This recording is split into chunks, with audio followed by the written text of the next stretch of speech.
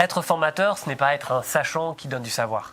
C'est avant tout transmettre en s'adaptant à son public. Personne n'apprend de la même manière. On peut apprendre de dizaines de façons différentes et un formateur qui s'attache à bien transmettre va faire attention à connaître d'autres méthodes pour pouvoir s'adapter à chacun. Ici, nous allons voir ensemble 3 techniques différentes que vous pouvez utiliser durant vos cours pour favoriser l'apprentissage. Pour commencer, on va pouvoir parler de l'apprentissage par renforcement. Il s'agit d'apprendre un point et de revenir dessus très régulièrement au début, puis, petit à petit, d'espacer cette révision. Par exemple, c'est la méthode utilisée en pédagogie pour apprendre les tables de multiplication. On apprend une table et tous les jours, on la retravaille. Ensuite, on va espacer cette révision, y revenir toutes les semaines, puis toutes les 2 semaines, et y revenir régulièrement tout au long de l'année. L'objectif de l'apprentissage par renforcement est de créer un automatisme. L'apprenant connaît sa table de multiplication au point de pouvoir répondre inconsciemment, sans réfléchir, si on l'interroge dessus. L'apprentissage par renforcement est particulièrement efficace pour les notions de base parce qu'il va permettre de créer des mécanismes d'automatisation dans le cerveau. La seconde technique à associer à l'apprentissage par renforcement pour plus d'efficacité, c'est de favoriser le plaisir dans l'apprentissage. Les études en neurosciences ont prouvé qu'on apprend beaucoup plus facilement si on prend du plaisir à le faire. Pour cela, on va d'abord construire un environnement de formation agréable, qu'il soit physique par la disposition de la salle, ou logiciel ou autre. L'apprenant doit se sentir bien et avoir envie d'apprendre. Ensuite, une fois qu'on a cet environnement, on va pouvoir créer un stimuli positif très rapidement après chaque exercice, une récompense observable. Par exemple, la récompense de connaître ces tables de multiplication, c'est de réussir à facilement effectuer un calcul simple. Les études ont montré scientifiquement qu'on a plus de chances de réussir à apprendre et à reproduire quelque chose si on a un feedback positif.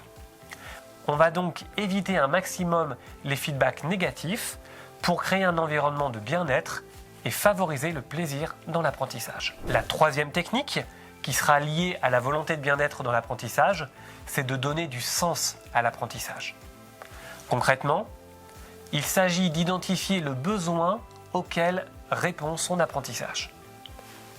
L'apprenant aura plus de chances d'apprendre quelque chose si ça répond à un besoin et si on a clairement identifié ce besoin. Par exemple, si on reprend notre collégien qui doit apprendre ses tables de multiplication.